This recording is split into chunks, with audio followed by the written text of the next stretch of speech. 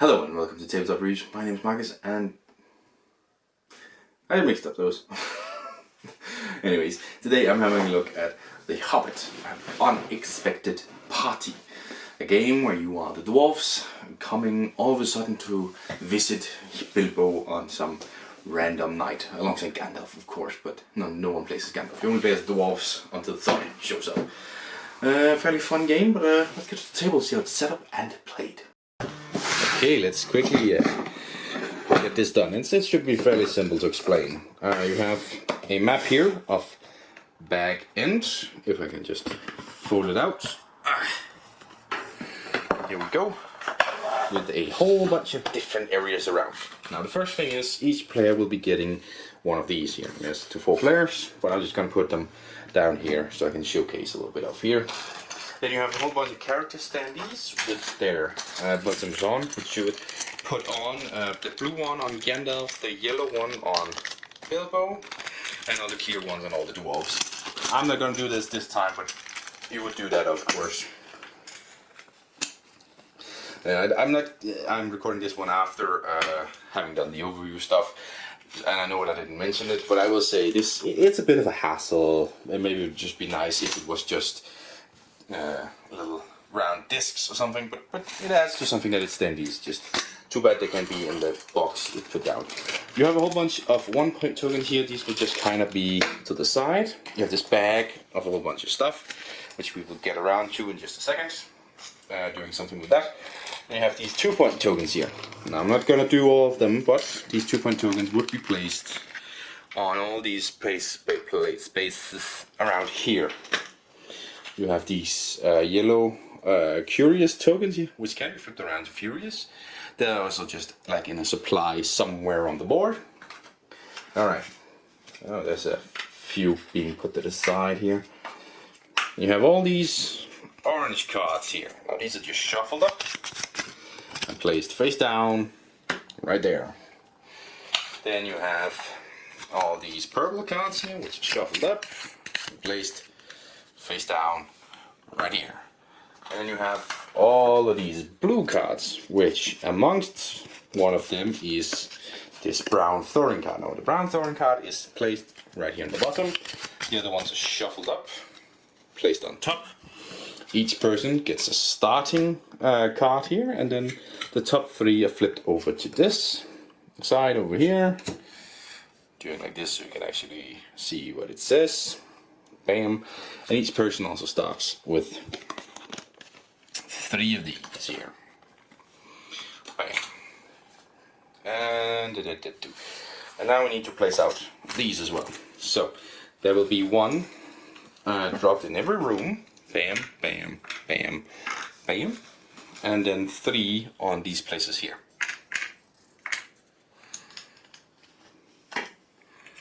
And all of these are face up, by the way. There we go. Bilbo and Gandalf will be starting.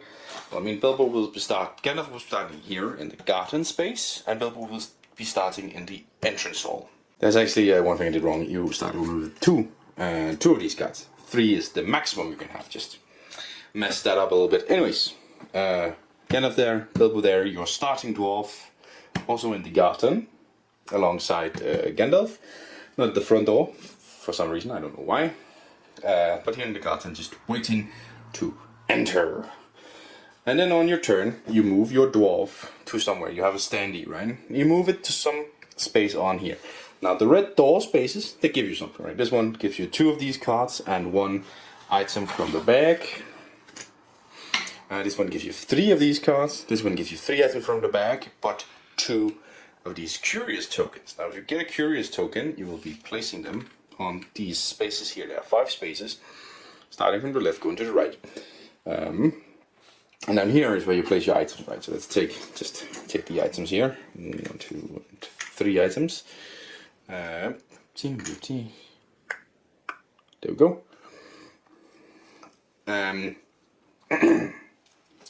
Yeah. And these will be filled up here. This one will give you 2 items from the bag, and everyone else gains 1. So that's a pretty interesting one. And this one here would just allow you to take one of these. So you get a face up, so you know what you're taking. Now, if Gandalf is in the room where you just entered, right, if Gandalf was in the kitchen, I ended down here, I could swap one of my own for this one that is dropped. And now this other one here, where there's two of these, allow you to do the bottom action of your thing. So all of them have a bottom action down here, which does something. All of them are of course different, so I'm not going to go through all of them right now. But all of them do something different. I'm just gonna do this here for the use of things. And the other spaces that are these yellow musical note places. If you place one on one of those, you sing part of the song.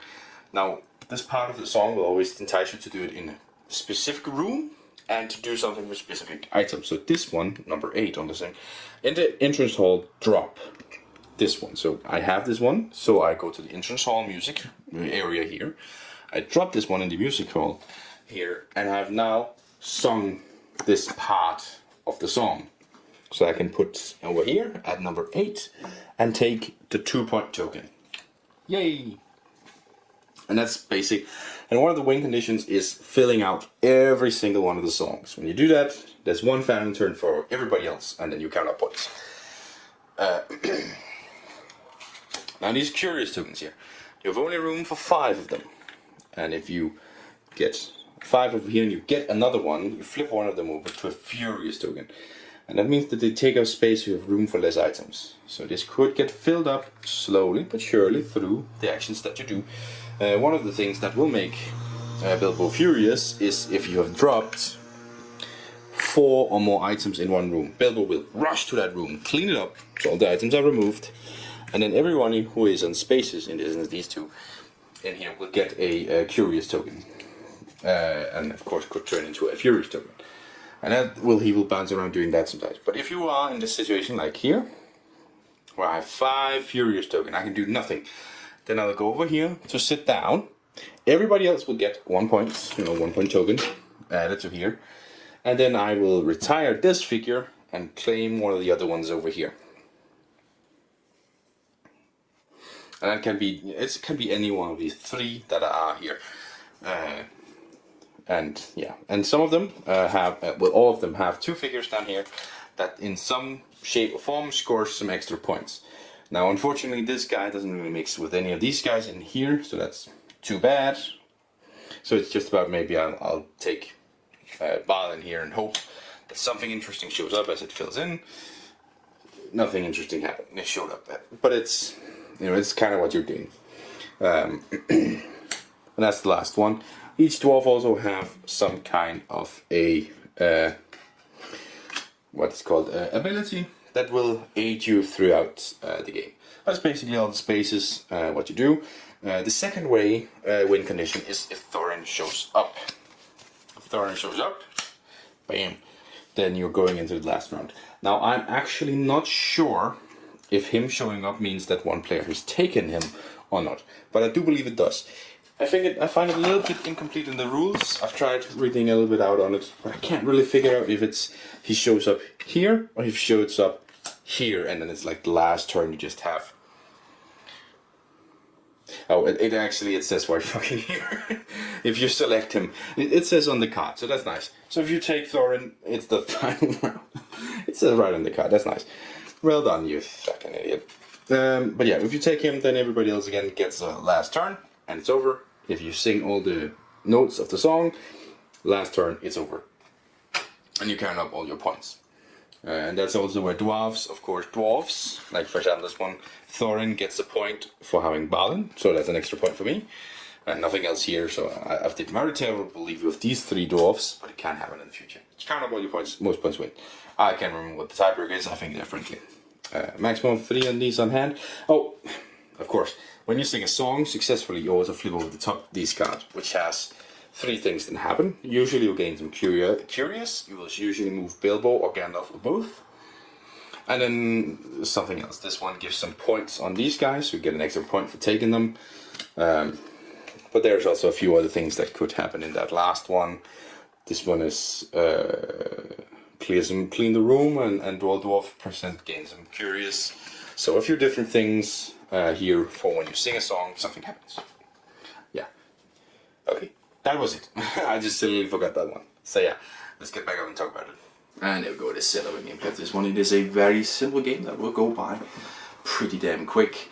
But the gameplay being very simplistic, just moving your character around between basically 3 different spaces, 4 different spaces, 3 different spaces, whatever.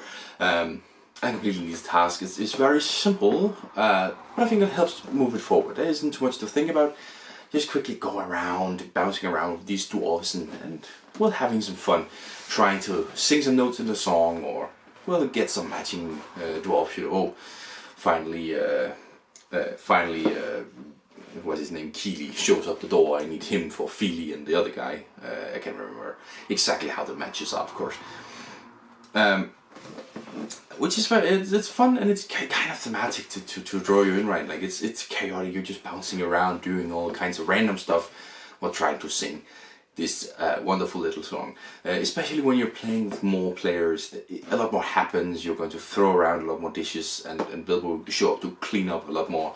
So it will move a lot quicker through like that. That's for player count a little bit later on.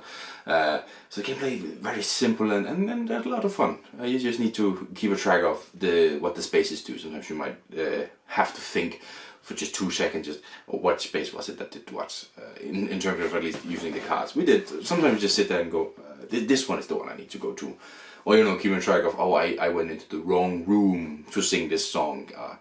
And usually we'll be like, oh, well, you can just bounce over there, that's fine. Right, this is about being fun and relaxed. And as I said, it's fairly thematic, this bouncing around and doing random little tasks with different artifacts around the house. There's dishes, remnants of food, whatever. I think it's not super realistic in terms of, well, not realistic, thematic in terms of the abilities of the different players. Like some of them make sense, like Wine is the one that, is it Gloin? The one that's hard of hearing. Obviously he can just sing wherever because he's hard of hearing. A funny little way to interact his disability within in the movie, which is also played full halves. But not all the powers are super thematic. The ties are, of course, fairly thematic. Oin and Gloin do wanna match up Feely Keely. Those guys, they do want to match up like that, and that obviously makes a lot of sense in terms of who is sort of very connected, especially in terms of the names.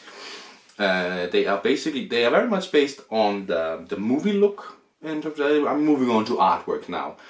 Let's talk about components artwork. Yeah, I mean, nice little cardboard pieces that are there. I honestly thought when I first saw them that they were going to be more like plastic pieces, but they're just cardboard pieces. But that just speaks to how nicely looking they are. It's a very nice looking game. I mean, being so simple and stuff, it's very nice looking, very well made. The standees are perfectly fine, and you can see the characters, if you know the characters at least, you can see them fairly quickly. Who they are, I had no problem, but some of my friends who don't know the characters as well as I do, I've seen the movies a few less times, they struggle a little bit more to exactly notice the details of the different characters. But they're fairly simple to go over. The little board with back end in it is a very nice looking board, and as I say, they can be a little bit confusing, just which one belongs to what room. But when you get adjusted to it, it's easy enough to see. It's just some of the circles are a little bit too much on the edge, and you can maybe just be a little bit worried. And I don't think all of the ones make sense, but maybe they do in English. Maybe it's just because English is my second language in terms of the names of the rooms. Maybe it's just because English is my second language, but to me it is a little bit confusing with the names. And that's, yeah. But yeah, components are very fine. I think it's nice with a cloth bag in it. But other than that, just the cardboard tokens are very nice, the standees as well. So it's all around really good quality component. The artwork is nice, as I say. It's very much based on the movie with this, enhanced heads and stuff. It's a very cartoony version, but you can clearly see that it's based on the movies and not in the books. And that's because in the books the dwarves are described to be very, very similar, feeling basically identical. in the movie they are, you know, brown-headed and light-headed, dark brown and light brown, whatever. And that's happens in here. They're distinctive like that. So it's very much based on the movie look. But I don't think you would be able to guess which actors play which characters based on this one, as we would in the movie, of course. So all of that is very nice. So, does it lie to you? And where does it say this? Oh, I've actually not done this correctly as I usually do. Let's see here. Age 10 and up, playtime 40 to 60 minutes, and players 2 to 4 players. Yeah. So the age 10 and up, I get it, I guess. I mean, there's a few things to keep track of, but it's should be fairly simple enough for a younger fellow to keep up with. Playtime 40 to 60 minutes. I mean, yeah, I guess. I mean, I would say less than an hour probably usually. So maybe just 30-50 minutes is a better one, but 40-60 minutes, sure. Putting it a little bit higher just to be sure. But it takes a little bit less than an hour, I think. And then you have players 2 to 4. I mean, sure, it plays at 2, it plays at 3, it plays at 4, but I definitely prefer it at more, like a 3 or 4. A 2-player game of this one isn't super fun. It's basically just bounce around. You don't really interact too much with each other. Obviously, where you get to the 3 and especially the 4-player count, you will sometimes be sitting, you know, that location, I need that location, so you'll bump the person off, and you will also go through the dwarf a little quicker. As I say, Bilbo will go around cleaning up more when you are more players. So yeah, but it's the thing about this bumping into each other and moving each other around becomes more apparent when you're more players. You can say that also resembles, well, a thematic touch, because more dwarves equals more players. But overall, I think it is a very fun game that is quick to play, and the rating that I will be giving it is a 7 out of 10. Because I mean, the gameplay is on the very, very light end and not very deep. I mean, this is very simple what you're doing, but I still find it quite fun, and I would love to play this one in most evenings, just to have some fun, especially if we're a couple play, you know, 3 or 4 people just need to play a game. This is definitely something I could recommend, because it is, as I say, plays in less than an hour probably, goes fairly quickly, and it's a little bit of fun, going around bouncing each other off and stuff. So am I keeping it? I mean, it's a damn Middle-earth related Hobbit / Lord of the Rings game. Of course, I'm bloody keeping it in my collection, staying right over there. I think this one is gonna be a fairly quickly review, but I'm also a little bit tired and just need to record a video, and then this one was the one that was simple to do. So thank you for watching. I will see you in the next one, which is hopefully next week, not in 2 weeks. Bye!